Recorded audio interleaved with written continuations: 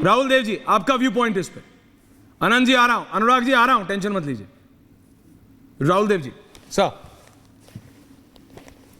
ऐश्वर्य, हमारे यहाँ बैठे कई मित्र जानते हैं कि मैंने बहुत बहुत साल, कुछ दशक आरएसएस में बिताए हैं, तो मैं उससे उतना परिचित नहीं हूं जितना शायद कुछ और लोग होंगे। मैं कहूंगा कि मैं सुपरिचित हूं। मेरी दो आपत्तियां हैं इस फैसले पर।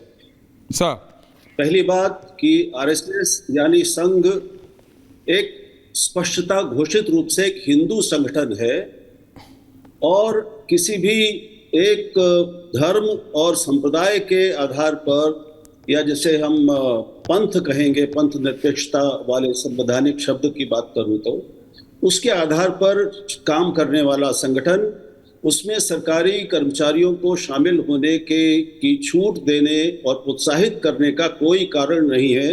ये असंवैधानिक है।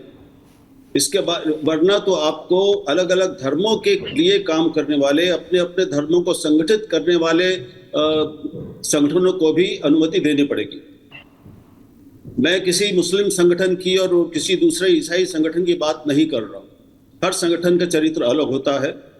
दूसरी बात कि पहले ये कई शुरू के दशकों में ये एक फिक्शन चलता रहा, मिथक गढ़ा गया और चलता रहा कि संघ केवल एक सांस्कृतिक सामाजिक संगठन है। आज बच्चा भी ये जानता है कि संघ सांस्कृतिक सामाजिक के साथ साथ और प्रमुखतः एक राजनीतिक संगठन है और भारतीय जनता पार्टी उसका राजनीतिक अंग है। संघ के स्वयंसेवक और अधिकारी बाकायदा घोषित रूप से भाजपा में काम करने के लिए भेजे जाते हैं। संगठन मंत्री नाम का पद इसीलिए बनाया गया है जो संघ और सरकार, संघ और भारतीय जनता पार्टी के बीच में समन्वय का काम करे।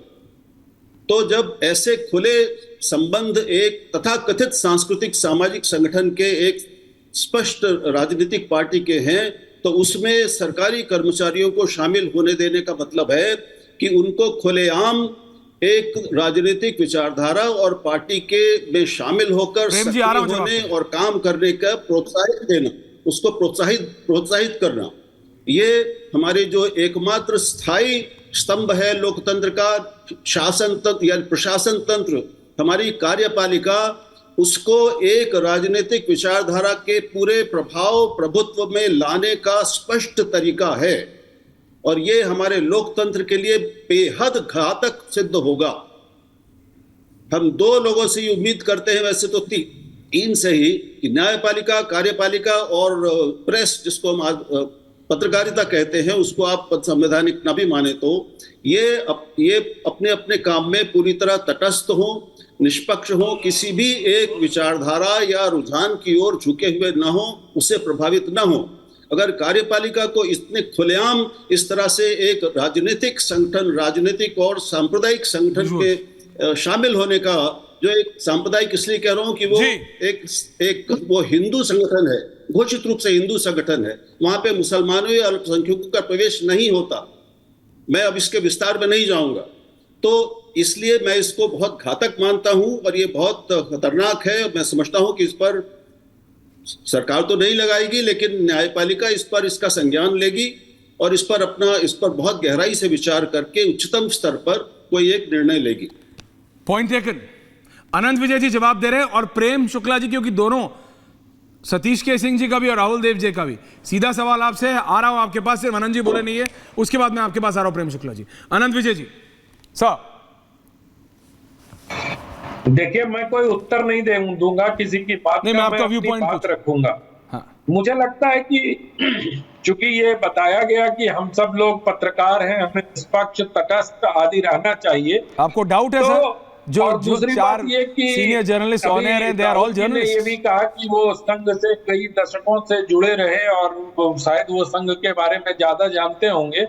तो मुझे लगता है कि एक जो जानने की प्रक्रिया होती है, उसको अगर ऑप्थेमोलॉजी से जानने का प्रयास करें हम, तो एक किसी भी चीज को देखने के लिए least distance of distinct vision होना चाहिए। अगर आप आग के बहुत करीब किसी चीज को लेकर चले जाएंगे तो शायद आप नहीं पढ़ पाएंगे, या डिस्टिंक्ट विजन से भी बहुत दूर चले जाएंगे तो भी शायद आपको वो धुंधला दिखाई देगा। तो कुछ लोग कई बार क्या होता है कि वो 6x6 से भी करीब चले जाते हैं और राहुल जी कुछ सुन लोग रहे हैं ना? 6x12 से भी दूर चले जाते हैं। तो मुझे लगता है कि ऐसी स्थिति में थोड़ी भ्रम की स्थिति बन जाती है किसी संगठन को लेके। अब कई लोग उस पर फोटोक्रोमेटिक अनुराग लेंस जी आ रहा से उपयोग करते हैं और कई लोग गॉगल्स लगा के उसको, जिसको चश्मा भी कहते हैं, तो देखने का प्रयास करते हैं। तो मैं जिनको सेलेक्टिव चश्मा लगा उन पर कोई टिप्पणी नहीं करूंगा, उनकी स्थापना है, उन पर कोई बात नहीं है। लेकिन जो बात अभी संघ को लेकर हो रही है, संघ को राजनीतिक, अच्छा बात वही हो रही है जो संविधान की हो रही है। संविधान में कहां संघ क्या PCI में रजिस्टर्ड है? क्या संघ राजनीतिक संगठन है? क्या उसका अपना संविधान अवश्य है, पर क्या राजनीतिक दलों की तरह वो कार्य करता है? और संघ प्रमुख ने और संघ को सांप्रदायिक भी कहा गया। अभी सांप्रदायिक बहुत आपत्तिजनक है, क्योंकि जो हिंदू की परिभाषा संघ की है, मुझे उम्मीद है कि यहाँ पैनल में बैठे हुए सारे लोगों को उस हिंदू की परिभाषा ज्ञात होगा। तो अगर हिंदू सांप्रदायिक है तो मैं ये स्वीकार कर लेता हूं कि संघ भी सांप्रदायिक है। ये वही राहुल गांधी की जो लाइन संसद में थी उसके करीब की लाइन है कि संघ सांप्रदायिक है। रही बात संघ के कार्यक्रमों में जाने की, तो संघ पर प्रतिबंध की कहानी आज से आरंभ नहीं होती है। संघ पर सरकारी कर्मचारियों के भाग लेने की कहानी 1930 से आजादी पूर्व भी ऐसा एक अभियान चलाया गया था, और तब सेंट्रल प्रोविंस में अंग्रेजों ने इस प्रकार की एक, और ये गोडसे की हत्या के पहले का, इसलिए जो कांग्रेस और कांग्रेस समर्थक लोग ये कहते हैं कि संघ पर कर्मचारियों का भाग लेना और प्रतिबंध लगाना, ये सब चीजें गोडसे के कुकृत्य, क्रूरतम, जिसको जितनी भी निंदा की जाए उतने के बाद करने का प्रयास कांग्रेस की सरकारों ने किया। और संविधान की बात करने वाले ये भी कहते हैं कि गृह मंत्री सरदार पटेल ने लगाया था, वो नेहरू को साफ बचा के निकल जाते हैं। अभी सतीश जी कह रहे थे कि शीर्ष स्तर पर नेतृत्व को उसकी जिम्मेदारी लेनी चाहिए, तो हम ये कभी नहीं कहते कि संघ पे नेहरू ने बैन लगाया था। हमेशा से बचपन से मैं ये सुनता रहा हूं कि संघ पर सरदार पटेल ने बैन लगाया था, तब शीर्ष की शायद हम बहुत सुविधाजनक तरीके से, सेलेक्टिव तरीके से उसको भूल जाते हैं।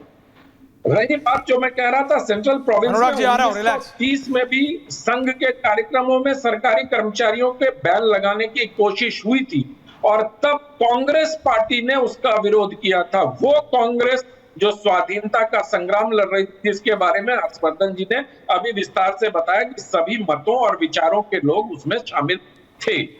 उस समय कांग्रेस ने डॉक्टर हेडगेवार के समर्थन में आके इसको रोका था।